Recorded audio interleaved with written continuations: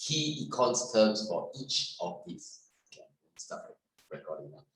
Are you all clear? So for public goods is non-rivalry, non-exclusivity. Number 4. Okay, number 4 is rarely asked in J1. It might come out in some formula, so it's good to be aware of. What is the 4th market failure?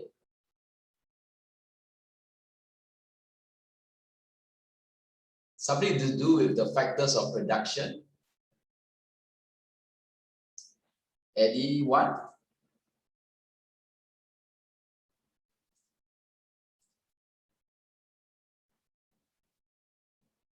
Okay, welcome, Ian.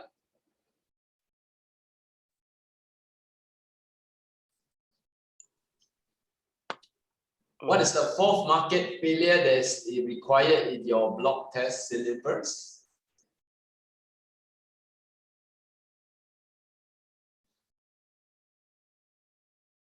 Immobility. Immobility, very good. Tricia, I turn on your webcam. Okay, if you are shy, you can show just a bit of your face. Immobility of factors of production. Okay, this one rarely comes out, but if it comes out, right, what are the 2 terms you should know that are linked to this? Okay, yeah, Sherry, tell us. What are the 2 econ terms that you might want to use if you are forced to answer a question on immobility or FOP? Okay, both are linked to immobility.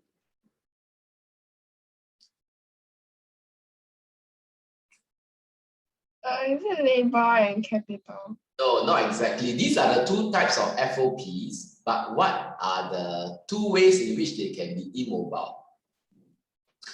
The way you are just a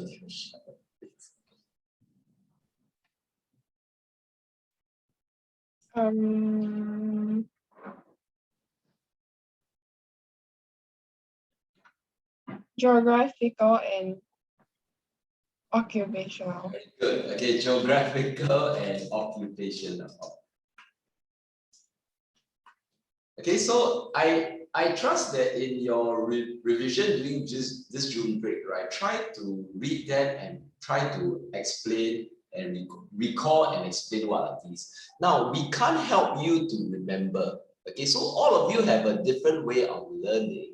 If you really feel that you cannot remember, right, my encouragement is try to remember by brute force. That means you just keep writing them down until it becomes seared into your brain.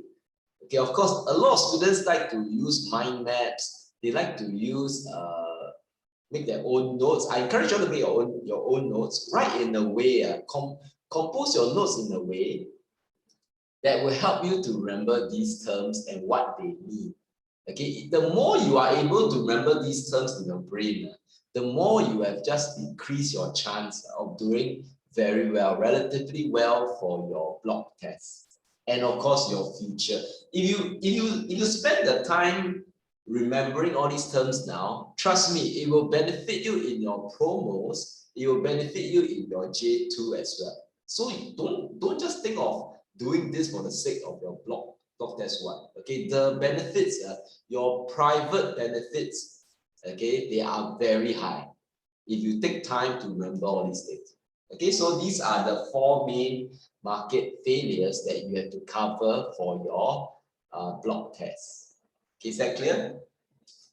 The +1 here refers to a special type of market failure that is not a traditional one. That means it's not about the goal of efficiency, but rather is the goal of equity. What do you think that is?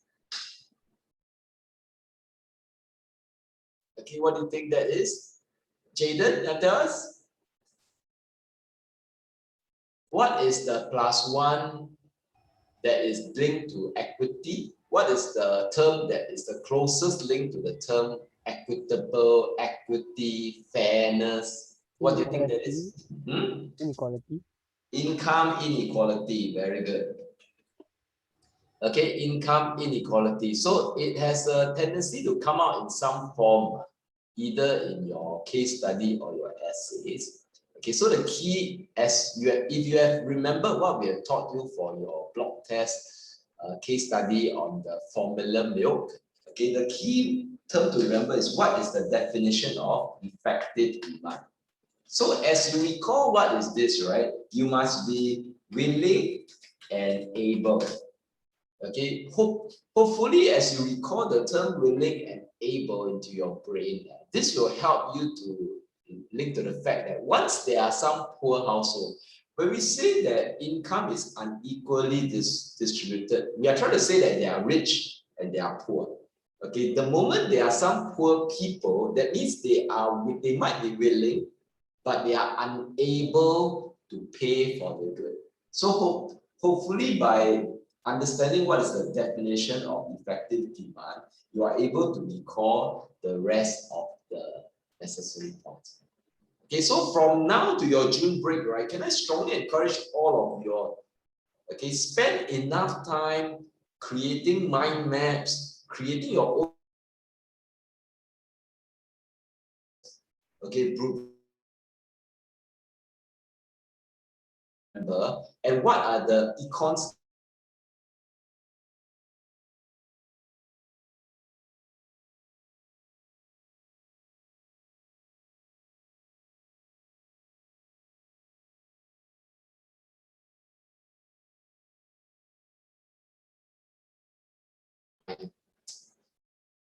Okay, sorry, my connection got cut off for a while. Shoot, I thought the internet is down. Do you hear what I said 1 minute ago? Okay, so remember all these by brute force. Okay, is that clear? Okay, we cannot remember for you. Okay, we can't remember for you. If you're unable to remember all these terms, right, you won't do well in any questions that require these terms. Just like in other econs, you have to remember all these terms. So get into the habit of remembering all these terms. Okay, clear? Okay, once you are clear, let's go to the question.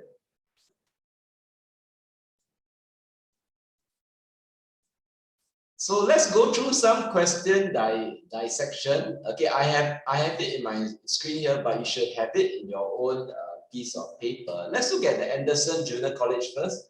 These two questions are the prelim questions. I selected these two because they are relatively straightforward and they go through different set of skills. So let's go through the AJC one first. Okay, can you see that you must read the question carefully. So both A and B, right, they are linked to the preamble. Okay, this is known as a preamble.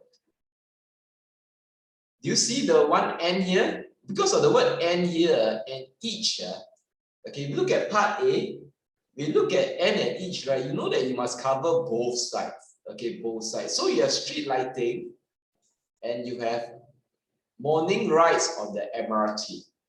Okay, so you must cover both. You'll be silly if you just cover one. So when you read your questions, your block test, let me again emphasize many times, read the question carefully. Okay, carefully. Don't misinterpret the question. Okay, that's the key. So you have street lighting and you have early morning rides on the MRT. And you are told that they are provided free. Okay, interestingly, this is somewhat not very true, but for the sake of the analysis, let's assume that they are provided for free. Because part A, right, asks you, explain the economic case for free provision. That means both of these are going to be provided free. Okay, going to be provided free. Explain the economic case for that free provision. Is that clear? For that free provision.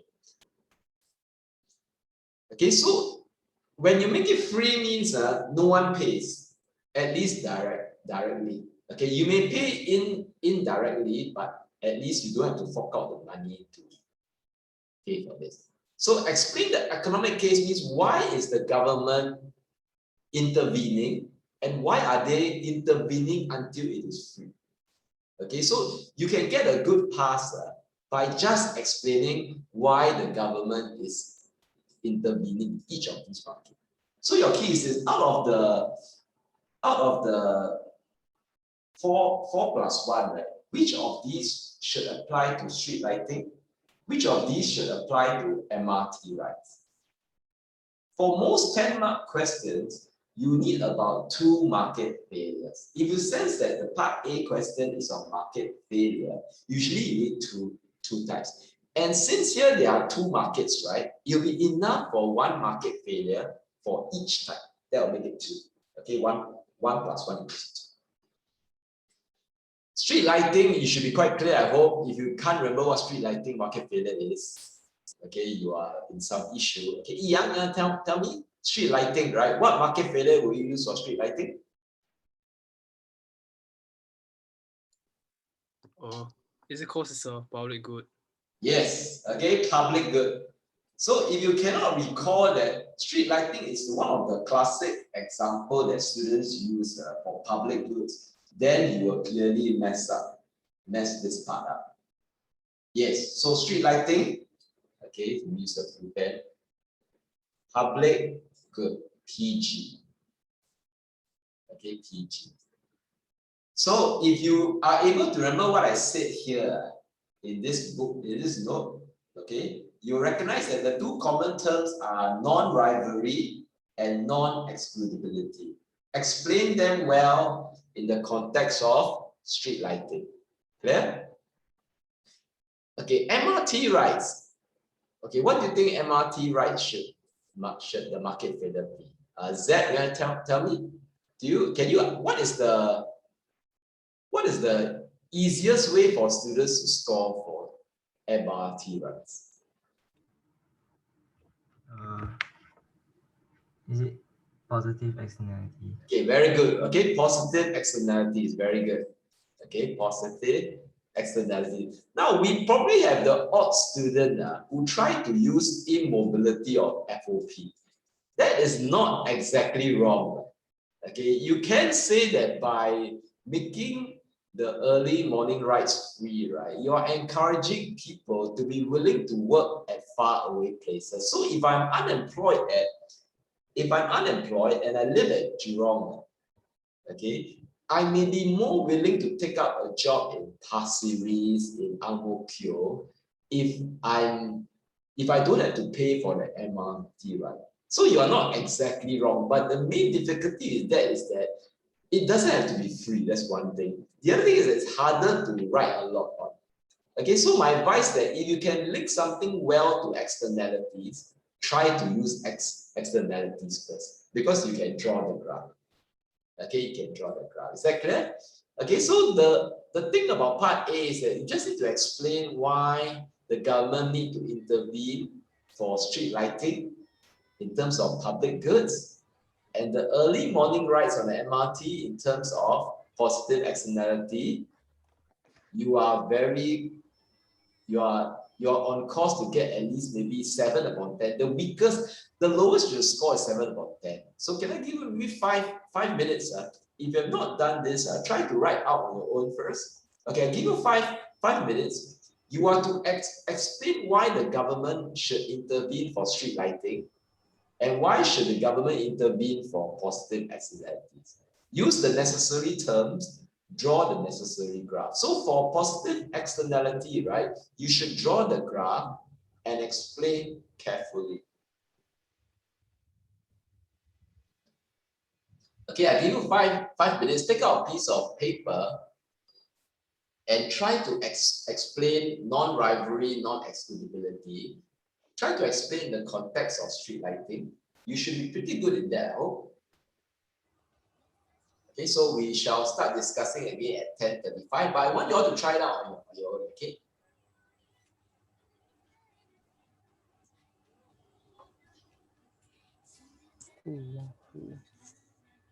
Okay, if you have any questions as you're trying, you can ask.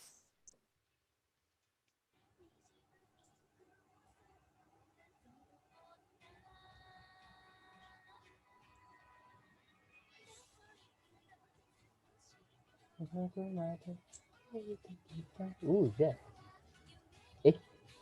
Okay, any question? I give you 5 minutes. We can start discussing again at 10:35.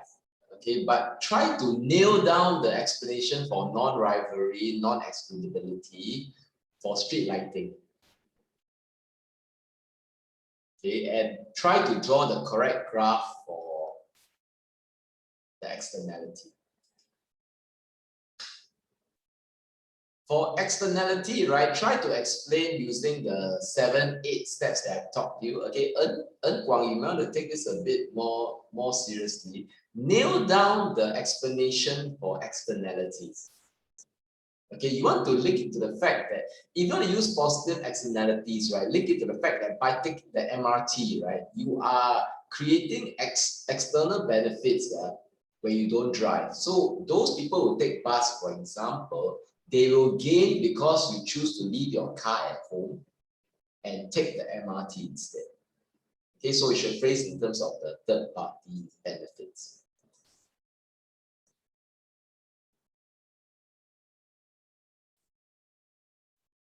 If you still have difficulties, if any of you still have difficulties, please ask.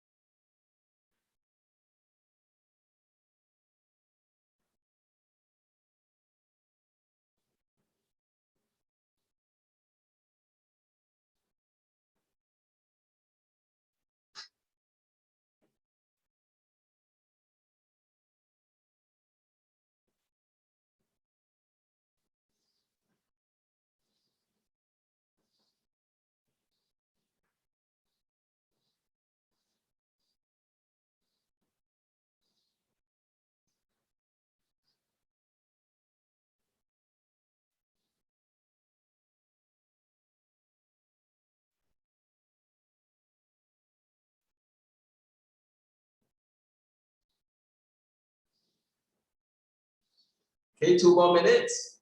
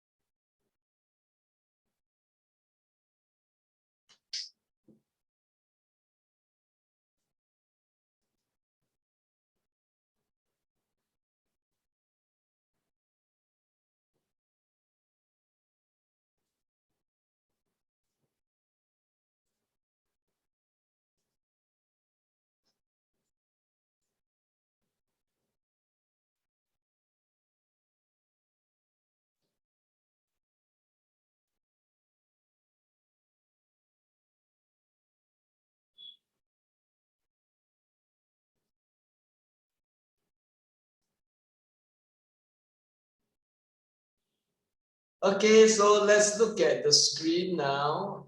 Okay, this answer I will provide for you all after this lesson.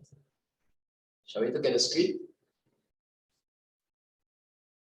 Okay, so as I said, right, to do well, to get a good pass for this question, you just need to explain well the non-rivalry, non-excludability, as well as the externalities.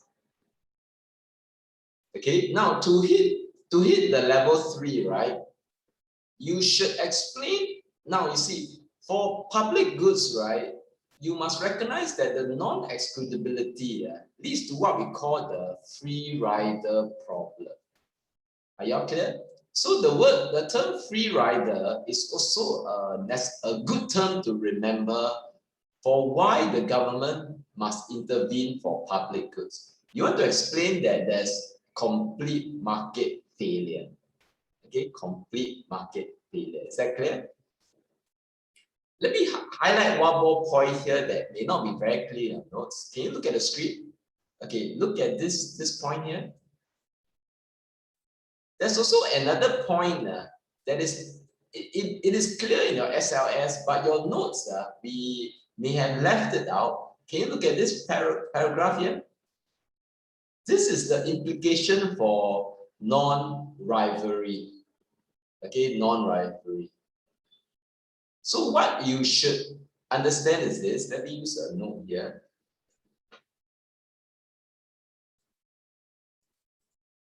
Okay. What does non-rivalry mean? It means that the marginal cost for an additional consumer is 0. Okay, this means that once you produce the street lighting for the first person, okay, first person, it costs you nothing to allow additional people to also use the street light, because the light doesn't become dimmer for the next pedestrian. Okay, next pedestrian. What you should remember now is that the condition for allocative efficiency, okay, is price equals to marginal cost. Okay, we'll emphasize this more in the market structure notes, but you can see, right, if the condition for AE is to set price equals to MC, and from the second guy onwards, the MC of providing the light for the additional pedestrian is 0. Okay, 0 because it's non-rival. You should charge a price of 0 to him as well. The second guy, the third guy, the fourth guy, the fifth guy. So any price that's not 0 will discourage some pedestrians from using the light. They would have gained some benefit at no additional cost. So that's what they're actually saying here. Okay, try to remember.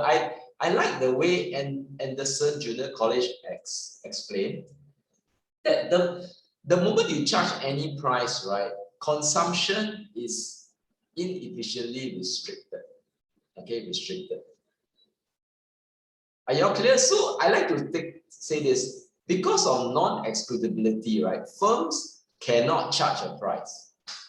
But for this case, okay, firms should not charge.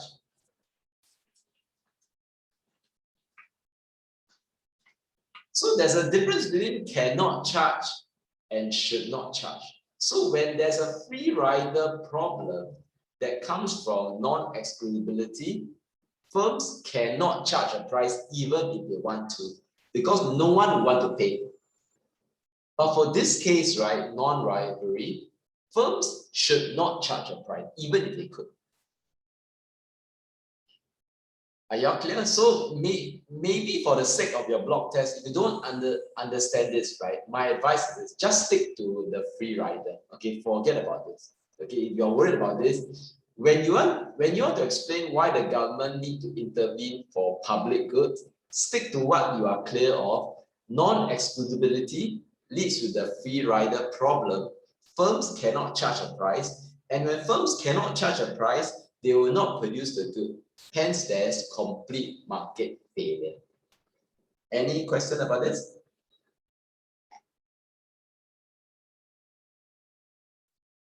Okay, for externalities, right? Here's the point.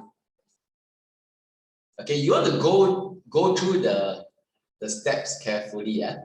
So here they rush through the steps. You're gonna do well, right? Please explain the steps well. Explain MPB, explain MEB.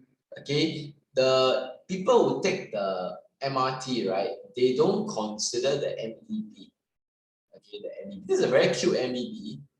Okay, you don't need to say this if you are unclear. The point is that if you take the MRT, right, you may stop by at the eating place that's near the workplace, so they benefit because of that.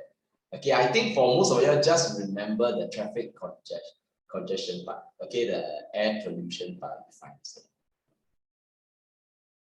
Okay, so again for HCI, right, my advice again, just like I wrote in your TA2, don't rush through the steps involving MPB, MPC, and MSB because of MSC. Okay, state clearly that if we only take to account our MPB, MPC, there will be this amount of rights in the MRT. However, the MSB because of MSC, right, will lead to more rights. So when we just equate our MPB, MPC, there will be an under consumption of those rights. Okay, of those rights. Hence, there will be a deadweight loss. Please shape the deadweight loss correctly. This graph is good. Okay, so this graph I want to emphasize here because it's free, right? I trust that you know how to draw this graph. I've shown you all in classes, right? For it to be free, the price must be 0.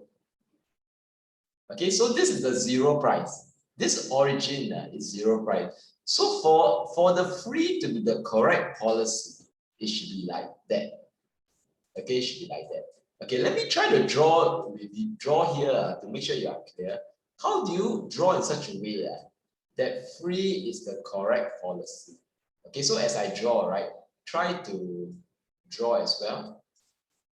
Okay, price, cost, benefit. Okay, so you can draw like that.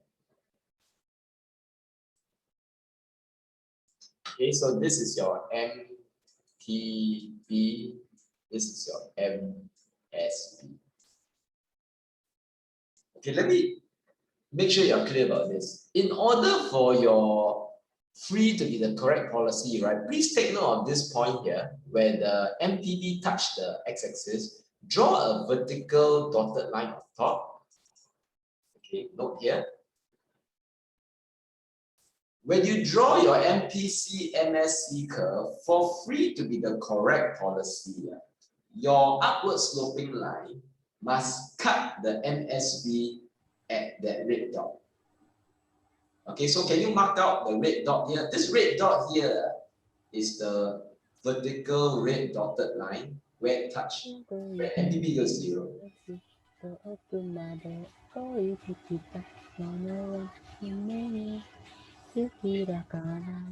want to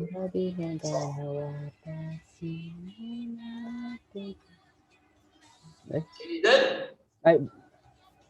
My bad. Okay, so the rest of you clear? Okay, once you are clear about this, right, you draw a MPC MSC line here.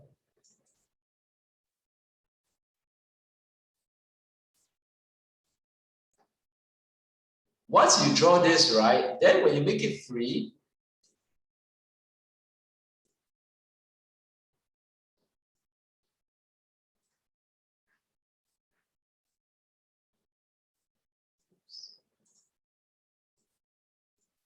okay, once you make it free, right, it should cut here.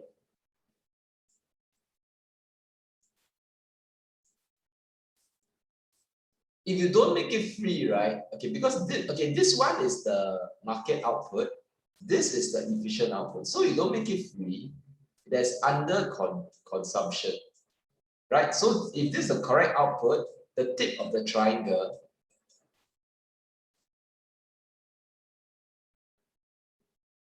okay should point towards here. So we make it free. This is the point. Any question about drawing this graph? Once you're clear about this graph, right? This is the graph that they are drawing here. Okay, so just like we taught in HCI in the past, right? For Anderson, they switch the first two letters around. So we look at the PMB is actually MPB.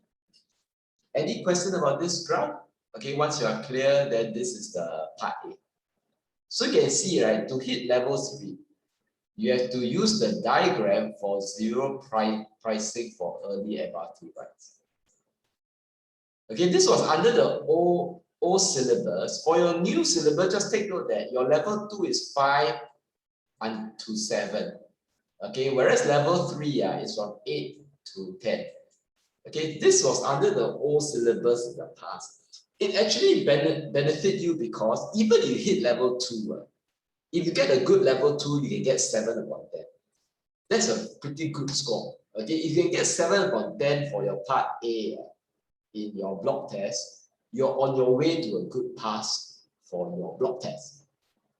Okay, so in the past you could only get 6, but now you can get up to 7.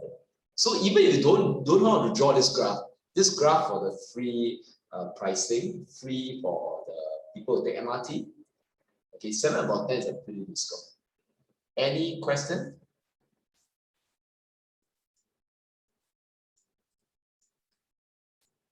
Okay, for part B, right? Let's take a look. Discuss the limitations. Now, because you have already explained the externalities for part A, you don't need to explain the externalities again. Okay, so in fact, since you have already drawn the graph for the free outcome for part A, right? For this one, you can actually stick to just the limitations.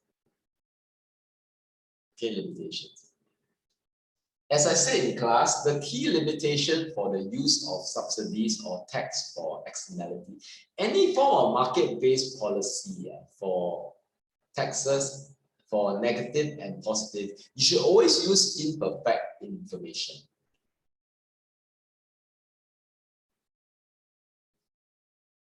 Then the correct graph to draw is to draw another graph that shows that when you draw a graph, okay, let me highlight it. When you draw this kind of graph, right, you are drawing this to make sure that free is the correct policy. But the graph can look like this. When it looks like this, when you make it free, right, there's actually over consumption. You want to emphasize that the debit loss A, B, and D, this gray triangle could be bigger than the debit loss for the under consumption of MRT. So in this case, it's better for the government not to do anything at all. The debit loss is smaller, the blue triangle. If you purposely make it free, it leads to over consumption of MRT rights, and it could lead to a bigger debit loss. You want to highlight you want to really highlight this. Okay, these few lines. So this is what we call government failure.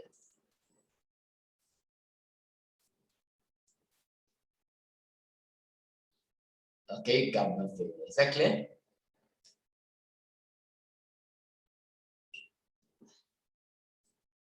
Then once you are there, right, a second point you should say is that there's opportunity cost. Okay, every time there's a government subsidy, other than imperfect information, opportunity cost is the next term you should say because it's an econ term. You want to stress that the government could have used this to spend on other things like healthcare. Okay, try to name the alternative.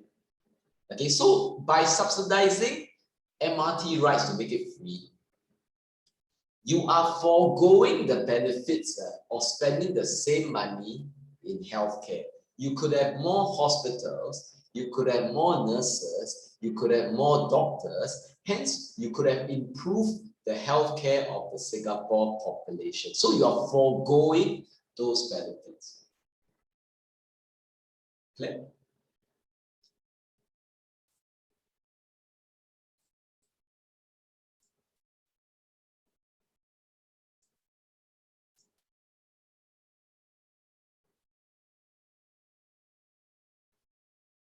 Okay, so for the final stand to this question, right, it is good to recognize what is actually being done in Singapore. So in Singapore, if you have not, since you take, some of you may have taken MRT to school, right? You should be aware that your early morning rides are discounted but not free. Okay, if I recall correctly, they discount your fare by 50 cents if you take MRT and enter your station before 7:45 a.m. Okay, before 7:45 a.m. In the past, it was like you have to exit the station before 7:45, but this time they make it easier for us. So long as you start your journey before 7:45, you are entitled to 50 cents off. Okay, 50 cents off. This doesn't apply when you take bus, okay, because they realize that the MRT are not well utilized during the early mornings, so they try to switch some people away from buses into taking MRT. But it's not free. So the easiest stand I think for students to take is that you shouldn't make it completely free. You can subsidize, like what is being done in Singapore. Because when you make it free, right, it will really lead to a lot of opportunity costs and maybe over consumption. Are you clear? So the easiest stand for students to take is that overall the limitation is a bit too high. You shouldn't make it free. Any questions? Are we good? Okay, so my point is this. In the previous syllabus, right, they only give you +4. So it's like 11 plus 4. But your new syllabus now, new, can it be new and O? Okay, your new syllabus is 10 plus 5. So you can see the difference between O and new, right? In the new syllabus which you are under, right, they like you to take a clear stand with good conclusion. Okay, so can I advise you all again for your block test, right? Please take some time to take a stand. Okay, so for this question, should it be free or not? So I'm saying the easiest stand is to take that it should not be free. Okay, it should not be free. Any questions? Are we good for AJC?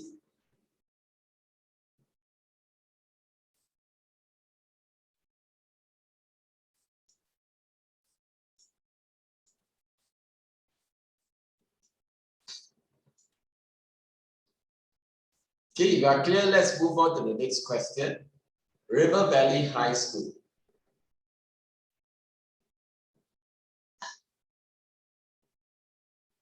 Okay, let's look at part A. Now, the context of this alcohol, this is about the consumption of alcohol. Okay, alcohol. So here's a good time to bring in what one of you all talk about in terms of merit and demerit goods. Now, let me stress merit and demerit goods are not independent sources of market failure. Okay, you are required to be aware of what merit and demerit goods are.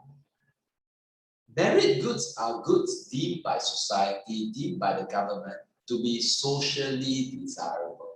That means, okay, the government feels that the free market consumption is too little. Okay, it's too little. Demerit goods are the opposite. They are deemed by society or the government to be overconsumed. Okay, overconsumed. That means from the government's point of view, the free market equivalent for demerit goods is too much. It's more than what they feel should be the correct amount. Okay, so merit goods, they can be underconsumed for 3 reasons. Okay, 3 reasons. One is, of course, positive externalities.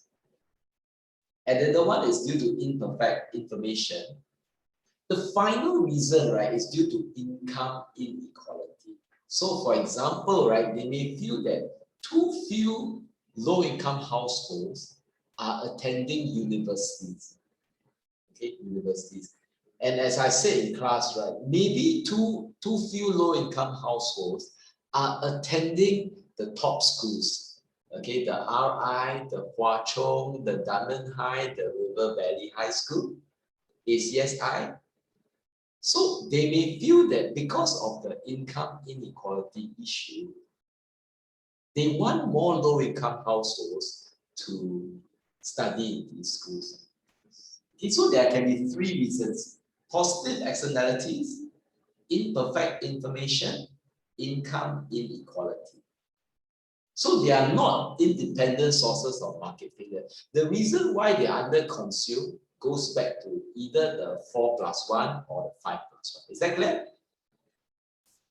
Demerit goods, right? There are only two reasons why they are over-consumed from the perspective of government: negative externalities and imperfect information. Clear? So the point is, merit goods and demerit goods, they cause either over or under consumption because of the 5+1 sources of market failure. Is that clear? Alcohol, right? I hope you are clear, cannot be a merit good. Okay, so it's a demerit good. Okay, demerit good. So for part A, right? Part A, the way it's quite interestingly phrased. Explain why the amount of drinks a rational consumer decides often differs from what the regulators deem. Okay, that means the regulators here refers to the government. You are told that the consumer of alcohol is rational. Okay, rational. So this one is an interesting question. It may make students panic. Okay, but let's go back to what we have learned. How do rational people make decisions on how much alcohol to consume? Ishan, you want to tell us?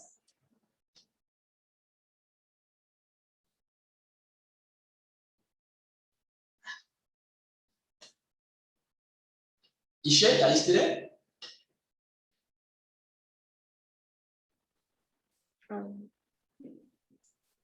How do rational consumers make decisions for anything, not just consuming alcohol, any other thing? Their own private benefit. Okay, they look at benefits and costs, right? They weigh the benefit of drinking an additional cup of alcohol versus the cost of consuming that additional cup. Okay, clear? So it's similar to the TYS question we did for the tutorial. There are a few ways you can approach this. If you want to play safe, right, just stick to the same way that we taught you in class, that I taught you all in class. Okay, for the consumer, right, the price is the cost. Every time I want to drink the next cup of alcohol, I have to pay the price for that cup, which is the price of alcohol. I weigh that against the MPB of drinking that cup. Okay, that cup. So the correct graph you should draw is this. Oops. Okay, let me go back. So if you want to follow the tutorial, what we went through, right? When it comes to rational decision making, you should draw this graph. Okay, this is like the MPC. This is the MPD. There are two ways you can approach this. According to what I've taught you in the tutorial, right? You can think of this way. This is the price. Okay, PE, the equilibrium price. This is the equilibrium quantity. Let's say it's 5.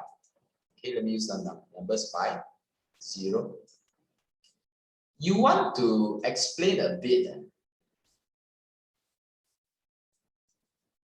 why for the first cup, right? Okay, this is my MPB of drinking the first cup. Okay, first cup. So because my benefit of drinking the first cup, right, is higher than the price of the first cup, I should drink the first cup. So you should give a good example. What are the benefits of drinking that cup? Okay. Clear? The satisfaction, the utility, the high I get from drinking the first cup. I weigh that against the price. And because my first cup, right, the question mark here refers to the NPV of the first cup is higher than the price. Rational decision making means I will drink the first cup. And I will not stop there because the second cup, after I drink the first cup, okay, the second cup gives me a slightly lower NPV, but it is still higher than the price because I'm being charged a price of P. Let's say this is $5 per cup. Okay, $5 per cup. The second cup yields a benefit that is higher than $5. So I should stop drinking until I drank the fifth cup. The fifth cup, right? The benefit I get exactly equals to the price. So the price is my opportunity cost. I could have spent $5 buying another good, but the benefit I get from drinking the first cup, the second cup, the third cup, the fourth cup is higher than whatever I can gain from spending $5 on another good. Okay, another good. Until I drink the fifth cup, I should then stop. Okay, this is my rational decision making. Explain this well. I've gone through this in your tutorial class, right? For one of the TYS essays, follow that. Okay, follow that. So if you remember, okay, you will do well with this question. But remember, this question is a bit more, differs from what the regulator thinks. So you need to explain about the regulator. So can I advise students, right? Use the negative externality part. That means when you draw, right? You draw for the part A, for the regulator, you should explain like that.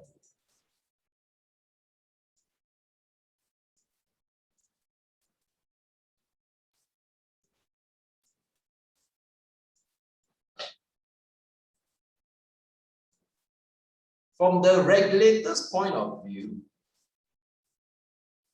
the cost is higher. Okay, as I said, right, in class many times, we only care about our self-interest. We only care about our own costs and benefits. When I decide to drink the cup, right, I only factor in the price of the drink. Okay, the price of the drink. But the regulator cares about society. That the fact that every time I drink a cup, right, there are external costs. Okay, if I get drunk, I may decide to drive. And when I drive, right, other people bear the cost of that decision. Okay, the pedestrians who may be knocked down.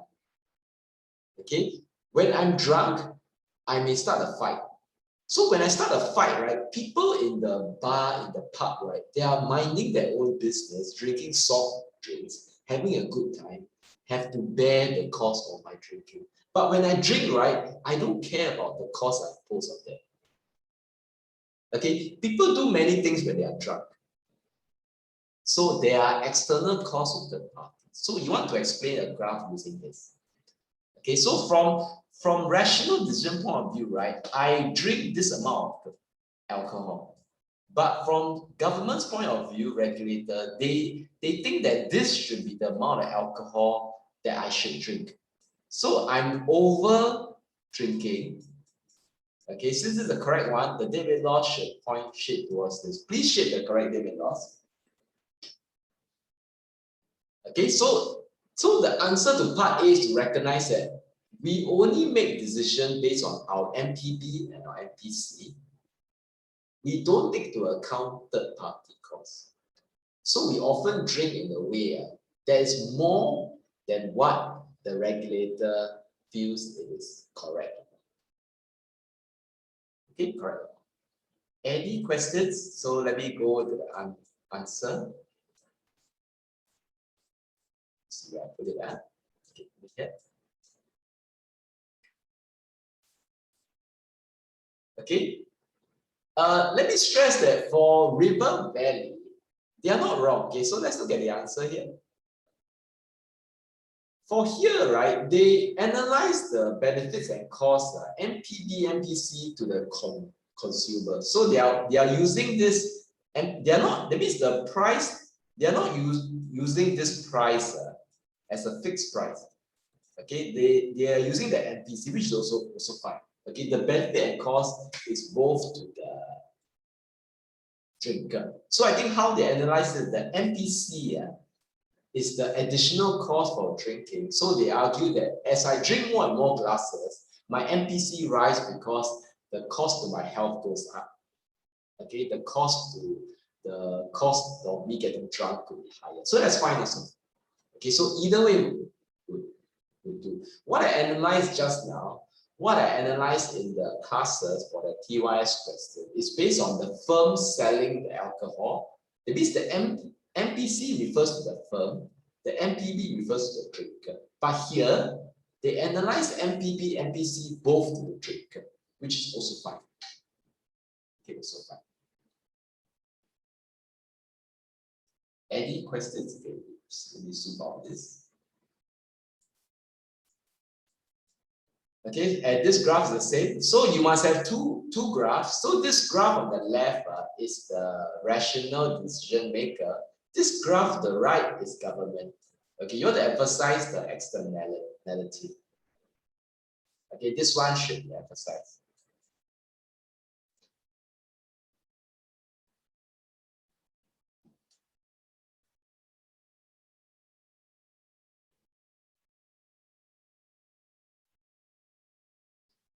Here for River Valley, they allow you to just use one graph. So if you want to use, okay, if you have only time for one graph, right, my advice is draw this graph. Okay, if you are confident, you can draw this graph and use it to explain both the rational decision maker, which is the drinker, versus the government. Okay, but must ensure clarity. If you're not sure, you can draw two different graphs. That means when you talk about the rational consumer, right, you must stress that he ignores the MPC. So for him, his MPC is his MSC. Society only comprises of itself. Okay. Any question about part A? So this one is a good question. It basically makes students realize that they cannot spot questions. They cannot just assume that part A is always a traditional market failure question. This is the market failure question, but you want to stress the rational decision maker versus the government. Okay, cost and benefits.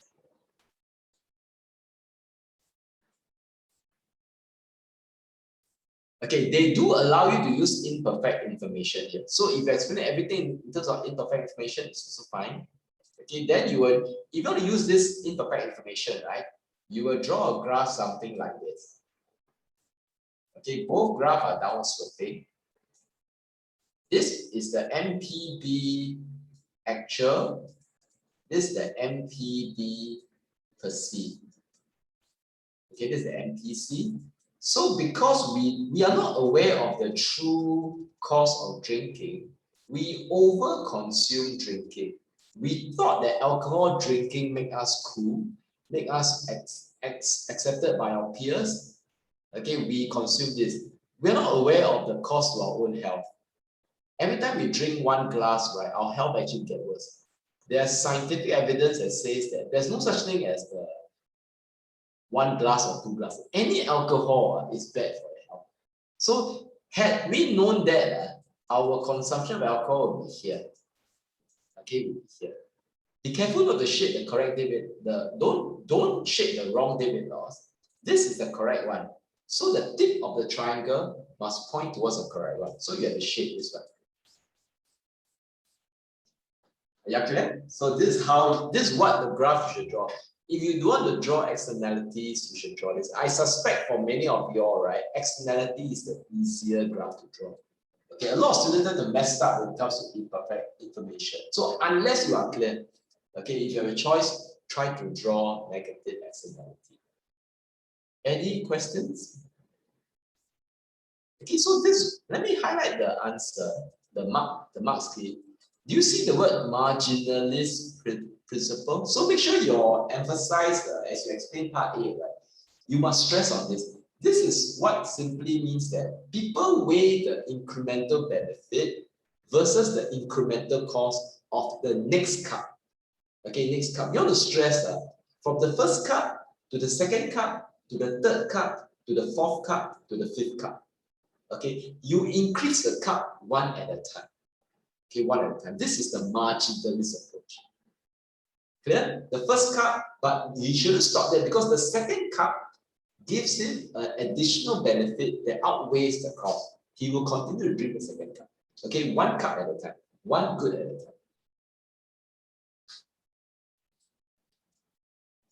Okay, clear? Any questions? Are you clear about this marginalist principle, rational decision making, cost and benefits? Okay, I'll top up my water. You all go ahead.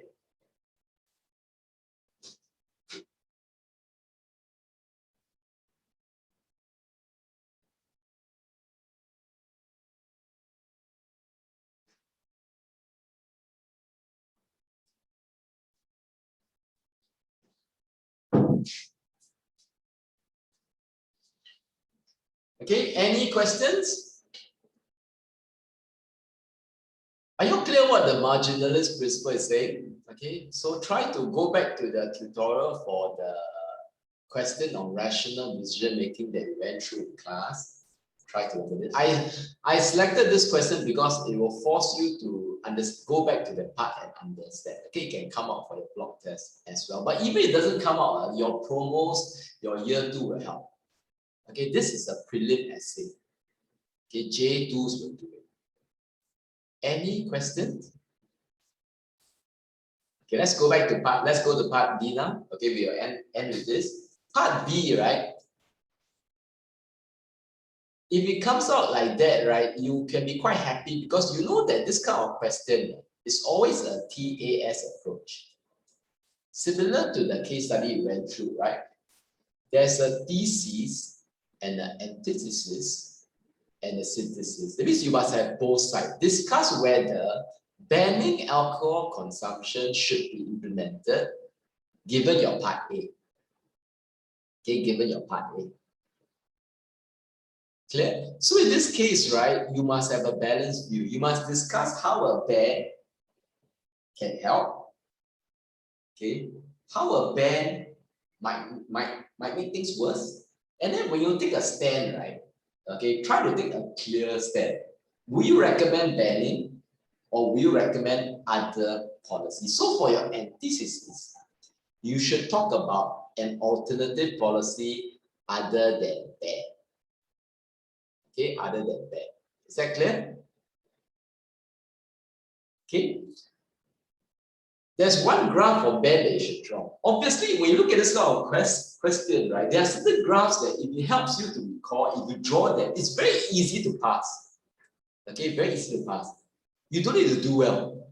Even if your stand is wishy-washy, you can still get a good C. If you can get a C, I think if a J1 student can get a C for his block test, for his first block test in J1, it's really pretty good. It's not too difficult to get a C. It's difficult to get an A. It's somewhat difficult to get a B, but getting a C should be no problem. To get a C, all you need to do is to answer the question. Okay, draw the Venn diagram correctly. Now, the band is only good under one case. Without looking at the answer, let me help you to draw. Okay, shall we draw together? How do you get the point for the thesis?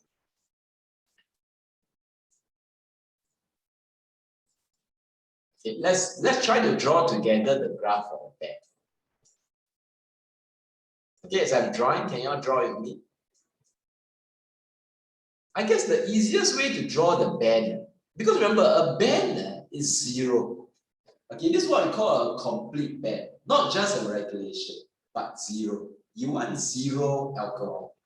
Just like drugs, right? For some drugs, interestingly, in your general paper, you may learn that alcohol is also a drug. Okay, also a drug. There are certain drugs in Singapore that is a complete ban. Okay, cocaine, marijuana, heroin, crystal meth, all these are considered banned. Okay, so the easiest way to show that ban is the correct policy is to make sure that the dead weight loss for overconsumption is huge. Okay, it's huge. draw your MPC and MSC divergence to be as big as you can.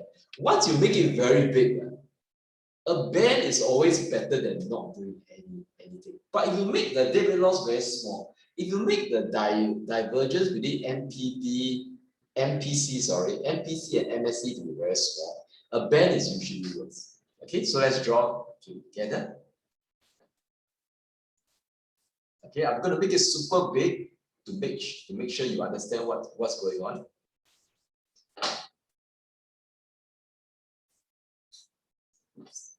Okay, are you all drawing also?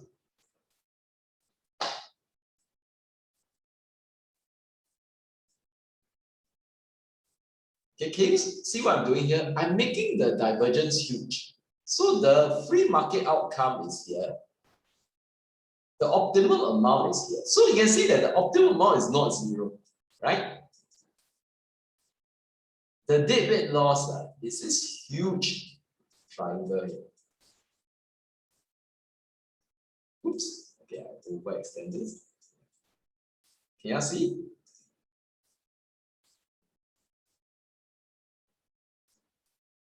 Any questions? So when you make it huge enough, a band, right? The debit loss is here. Because zero production is not the ideal. This is the ideal.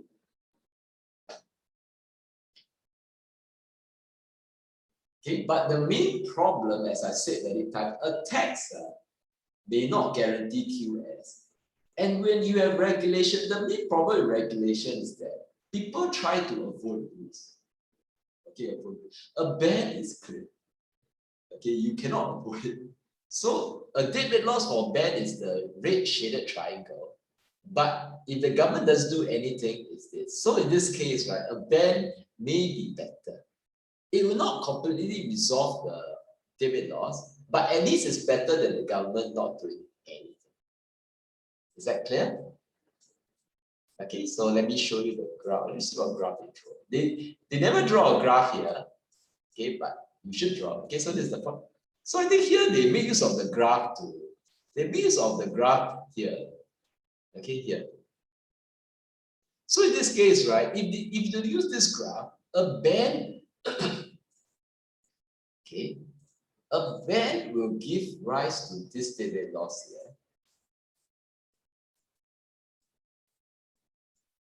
Okay, but if the government doesn't do anything, this is the debit loss.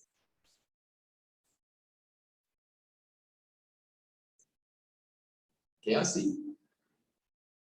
Okay, so in this case, a ban is not a very good policy. It makes things worse. Okay, make things worse. So if you want a graph that says a ban is better, you draw this. Can I recommend all of you draw this? Okay, so this gives a good explanation for your thesis that a ban may be the correct policy. If the government feel that the debit loss is huge. Okay, huge. Any questions?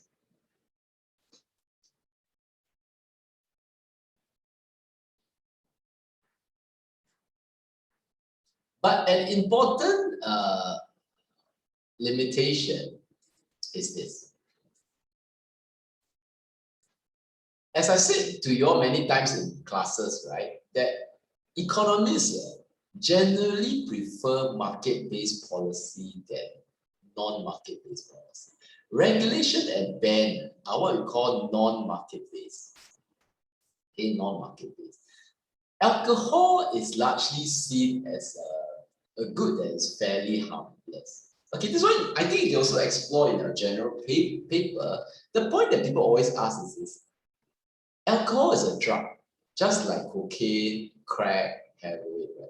Why are we banning certain drugs but not banning drugs like alcohol? The point is that society deem alcohol drinkers as more acceptable than heroin consumers, crack consumers. So you cannot even though they are all drugs, okay? Society deem alcohol as a more approved activity, while we clamp down hard on people who take harder drugs. Now, that is not the government's choice. Society has deemed it like that. So that's why when you ban alcohol, it's going to lead to a huge public outcry. Okay, which you will not get if you ban drugs like cocaine, heroin, crystal meth. Okay, so that's the key that you must understand. A ban on alcohol is a very serious thing. If society doesn't deem alcohol drinkers as that bad for society, if the government were to ban it, okay, it will lead to a lot of unintended consequences. And I stressed in your classes, I hope, that it was alcohol ban that led to unintended consequences like crime, like Al Capone. Okay, so the point is that when you ban, it's really an extreme measure. It's better to regulate drugs that society doesn't deem to be that bad. Unfortunately, society deem alcohol drinkers as good. Okay, as good. Okay, you can ask your mom and dad. I think they like to have the choice to be able to drink alcohol if they want to. Okay, those of us who feel that we can drink without getting drunk, we will definitely complain about that. Okay, so instead of banning, it's better to use another policy like regulation or education. Okay, so this is your antithesis. So in this case, you may want to use regulation instead. It means regulate QS instead of ban. Inform the drinkers that they are hard to drinking. So can I advise students the easiest final stand to take is that ban is probably not the best policy. Okay, be clear of the final stand before you do your essay. So for this question, you should explain how a ban can help, how other policies can also help. The easier final stand is to say that banning is a bit too extreme, especially for alcohol.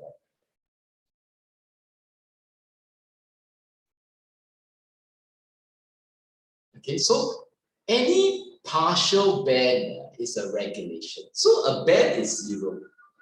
Okay, it's zero. Any partial ban is a regulation. So when you see the word ban, right, please don't assume that it's always zero. Okay, regulation should be the better way forward. You don't allow people that are too young to drink. Okay, and the adults that drink, right, they have to be prepared to pay higher taxes and also not drink during certain times and not drink and drive. Okay, all these are the better policies regarding for alcohol. Until society reach a point where they deem all alcohol drinkers as bad people, then a ban will be the correct policy. Okay, so if you live in the US, for example, right? US, the society of US, they deem pot smokers like alcohol drinkers, marijuana. That's why in many US states, they basically decriminalize marijuana.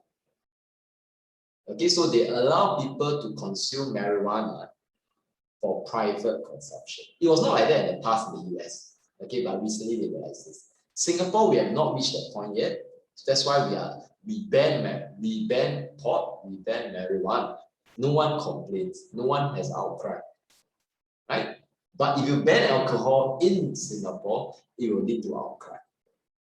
Okay, so ban is probably not the best policy. Take a stand and be clear in justifying the stand. Any questions? Okay, are we good here? Okay, so I hope with this 1.5 hours you have understood, right? For market failures, for your block test, right, to sum it all, remember, in your econ syllabus for your block test, it's basically 4 plus 1. Okay, 4 plus 1. Read the question. Most questions, especially for your block test 1, will give you a context. The context will tell you which of the 4 plus 1 you need to consider. Okay, identify the correct market failure. Use the correct terms when it comes to those market failure. Okay, deliver it. Okay, and you will get a good pass. Okay, you get a good pass. To get an A and B, you got to deliver it well. You got to draw the correct graph, shape the correct pivot laws, go through the steps correctly, and then give the conclusion at the end. Okay, so if all of you all can aim for a good C, a good pass for your block test, I think it's a very good improvement. Any questions?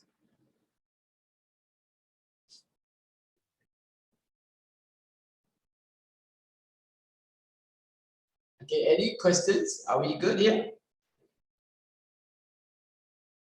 Okay, so I will see you all this Friday. So this Friday, do try the next 2 questions in the list before coming to class so that you all will learn more. Okay, do read up on all the market failures and niche. For the next part, there's 1 question on demand and supply, so do read it up. Okay, try it before Friday. Any questions?